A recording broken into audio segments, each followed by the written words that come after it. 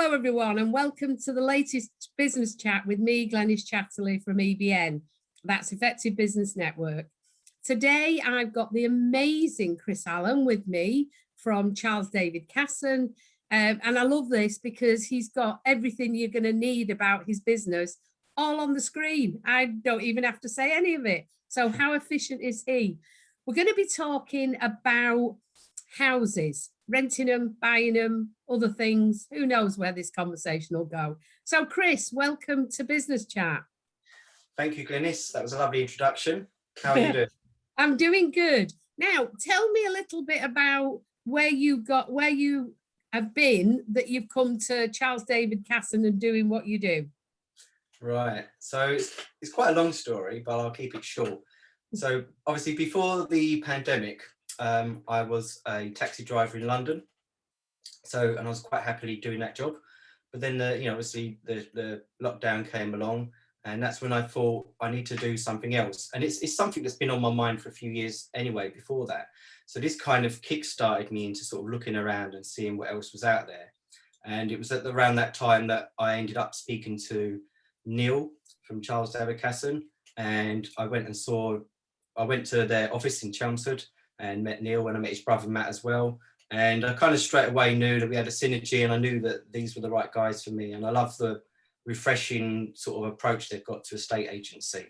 So that was what sort of got me going. And I love it. And I know I've made the right choice, and I'm really, really enjoying it, actually. Yeah. Fantastic. I was talking to somebody, Jackie Fletcher, and she was saying that often people drift into doing as a business what they've always done. Whereas what you've done is made a complete change into an area that you've always fancied doing. And I think that makes it that it's going to be fun because you're doing what you've always fancied doing. Yeah, totally. And I always without realizing it, even if I go abroad and I pass an estate agent, I just find myself walking in and having a nose, and getting the estate agent in there excited. They think I'm going to buy a property, but I just like to have a look at them. You see those lovely villas with the pools, and you sort of dream of having one day. Yeah. And always watch all the programs, and so it's something that I've always had a massive interest in. Anyway, definitely. Yeah, fantastic. And do you pick up as you're going around houses? Do you pick up things that you think, oh, I'd quite like that in my house? I'm going to have. I don't mean you pick up things. I mean ideas, not objects, because that'd be thieving. Yeah. Don't walk out of a TV or anything like that. No, you definitely do get ideas. Of course you do. And one of the things I'm looking at the moment, because my garden's quite plain, and so it's like when I go to people's gardens now, I'm like looking at their patio, what sort of slabs are they using, and that kind of thing. The layout. If I see a plant or flower, because I don't know what they are, I'll ask them what they are or something like that, or take a picture, and I can go to the garden centre and say, like, do you sell these, So, I'm always picking up ideas. Yeah, and that's the way it should be, I think. So you've not been long in this business, and the pandemic made you make that jump, which it's great. So what would you have told yourself about, let me ask you a bit more about what you do. So if I was thinking of buying or renting a property, what sort of questions should I be asking, of either of myself or of you or of other people? How would that work? So you're looking at a property to rent out, in other words? Let's rent out, or perhaps I might rent it. You choose. Yeah, I mean, like, the location is important to a lot of people, but I think with rent, if you're going to be a landlord, I think it's more about the figures and how much and what your return's going to be. And so that's the first place to start, and then from their figures, if they're looking to buy a house, then I will certainly advise them, on what areas to look at, maybe that are stronger than others, and what is their idea, are they going to keep it for a long term? Because it mainly you should keep it as a long-term investment, and then try and help them sort of establish like how the decorating should be done as well, that kind of thing. What sort of standards should be in place for renting a property? Because I say as well, if you won't live in it yourself, don't expect anyone else to live there. So it's got to be a good standard. So I just advise on people like how much it's going to cost them, if they've got to Mm. retile a bathroom or put a new kitchen in and that kind of stuff. Give them a good idea of the costs, and then sort of talk them through, how much they're going to rent it out for and what our charges are and what we do. So you would help somebody work out the figures as well, would you? I certainly can do, yeah. Yeah, I've never realised that. I just thought that it would be people who've done all of that research and then would come into you and saying, what have you got? So that's interesting. There you go. I mean, I'm not thinking of doing it, but at least I know it now. So that's always useful. Some landlords are more savvy than others. Some of them, they know builders, they know plumbers and electricians and all that. And so you can sort of take a step back almost. But some people, they're interested in becoming, they understand that there's a huge profit to be made in renting properties, and it's a good long-term investment. So there's other parts of that they're not going to know about, and that's what it is for me. It's about advising them on those kind of things as well. And do you how often do you get somebody who says, having heard all of that, actually I'm not going to bother? Does that ever happen? Yeah, it does. And I had one the other day. They think that they can just buy an old wreck of a house and just put some cheap paint up on the walls and away they go. But I think, I don't know, I disagree with that. I think you've got to put it up to a good standard. And this particular property could have probably done with some definitely replastering throughout, new paints, and all the flooring needed changing, and kitchen and bathroom suite, all that sort of stuff. So then they sort of think, oh God, that's going to run into thousands and thousands of pounds. So yeah, it can scare people off, but it's your investment, isn't it? So you've got to look after it, and you've got to be expected to sort of pay some money at the beginning, definitely. And I suppose if you put money in it, the higher the standard, I mean, obviously a bit of it is dependent on the area, but the higher the standard, the more you can charge, and you're probably going to get people who might look after the place, it's that really, isn't it? Totally. Or you can buy properties that are all ready to rent out, but of course you're going to pay more for them initially anyway. So it's swings and roundabouts really. Some people don't want the hassle, and some people are quite happy to take on a good project that needs a lot of work done on it.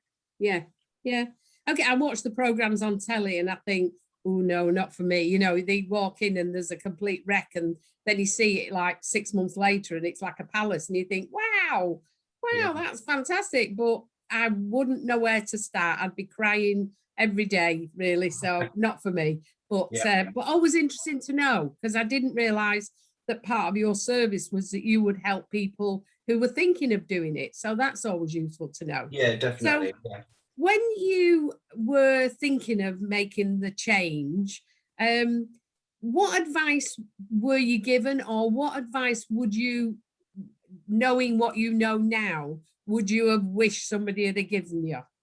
Oh, that's a tricky one.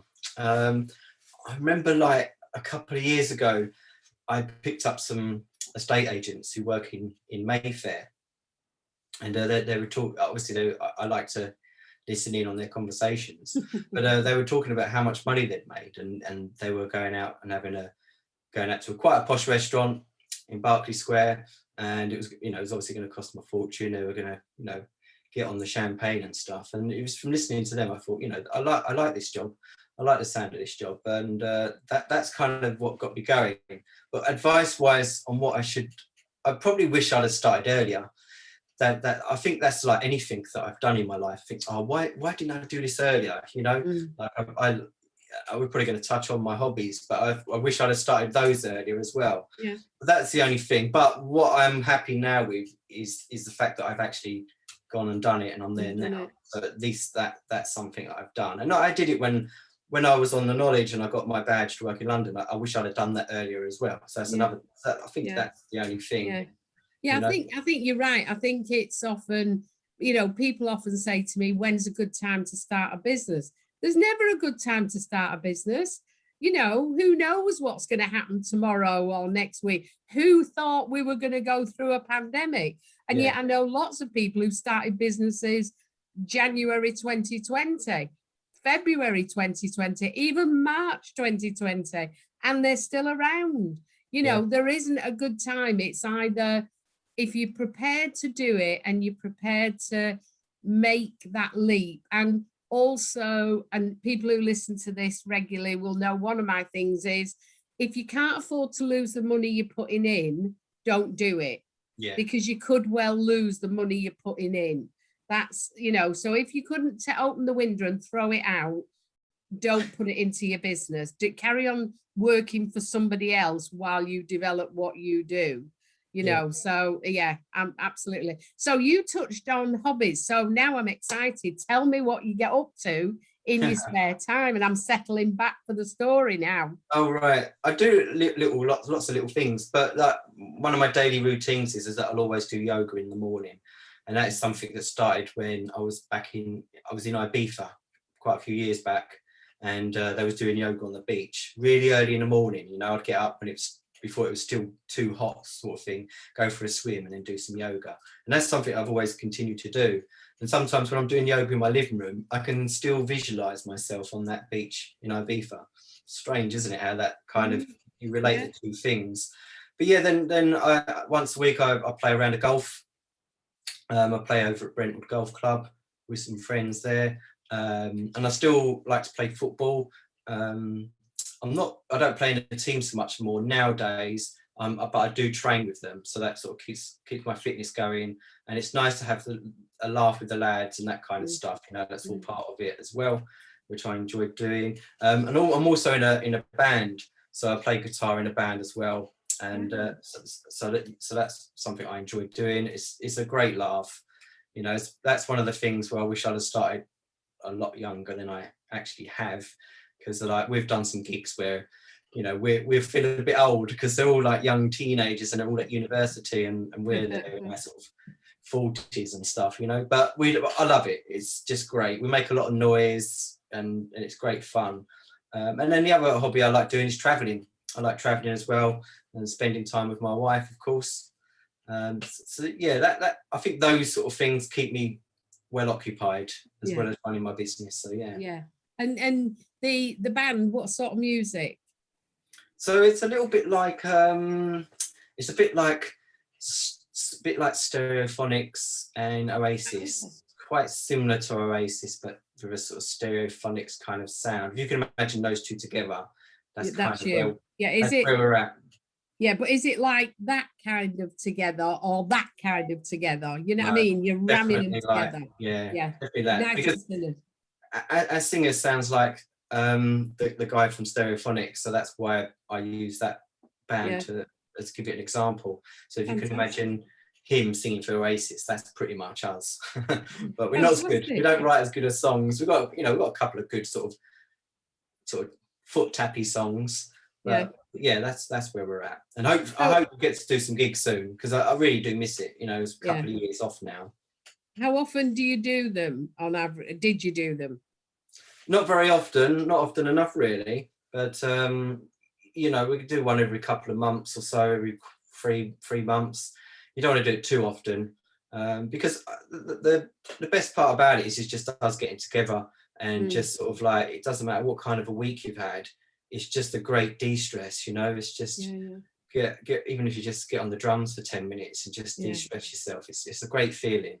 Yeah. A friend of ours who in America is a very talented musician, but has only ever done it, you know, as an amateur. He does gigs, but you know, he never does anything professionally, and he's never thought he could leave his job and I'm sure, because he is so talented. And he was on a cruise and they had a talent night, and he obviously goes nowhere without at least one of his guitars. So he got up and played that funky music, White Boy. Okay. And they offered him a job. Wow. Straight after the gig, they said, you can come with us and you can do all the gigs, everything we do. And he said, no, family to support. He's not, you know, but yeah, it was, what an amazing opportunity that would have been. So I think the question I need to ask is, do I need to get your autograph fairly soon, just in case you get really famous and forget about people you've known along the way? No, honestly, I'd love to play, like, that would be the dream, would play somewhere like Reading or the Isle of Wight festival. Another thing I do is I like to go to watch music gigs as well, but so that would be a dream come true, just to get on the main stage and play something like Glastonbury even, you know, that'd just be absolutely awesome. I can't even imagine what that must feel like to do that kind of thing, you know, the energy that you must get from that must be pretty amazing. Because I mean, I played in a pub where we've probably had, like, there's a pub called the Army and Navy in Chelmsford, which is now gone, unfortunately, and you probably have a couple of hundred in there, and that was quite amazing to play to that. That's probably it for me. That's when That's your highlight so far. Yeah, and I remember coming off stage, and the first thing you want to do is just get straight back up there. It's a real kind of, because you're kind of got that feeling inside you, your energy's up and you're sort of buzzing, aren't you? And then when you come off, you come right down, and the adrenaline's coursing round your veins, isn't it? So when you come off stage, it's a real sort of down, and you just want to get straight back up there again. So, you know, next time we meet, I'll get your autograph anyway, just in case. You know, I mean, let's not miss an opportunity. And I can say, and if you date it, then I can say, yeah, I knew him then, when he was just talking about the fact that he occasionally does a gig or two. So, fantastic. Really. This has been really interesting. This has been really, I mean, I knew it would be, but it's been great. I always get amazed when I say to people, and you think, oh, you know, that person, they sort of like this, you know, who'd have thunk, you know, guitar or, you know, in a band and yoga. I mean, you know, that's a bit random, but fantastic. Anyway, thank you for your time. For the rest of you, thank you for watching this. Don't forget to watch to the end so we don't upset the algorithms. Please subscribe, comment, like, tell your friends. But for now, Chris, thank you for your time, and I'll see the rest of you next week. Have fun, stay safe. Thank you. Thank you very much.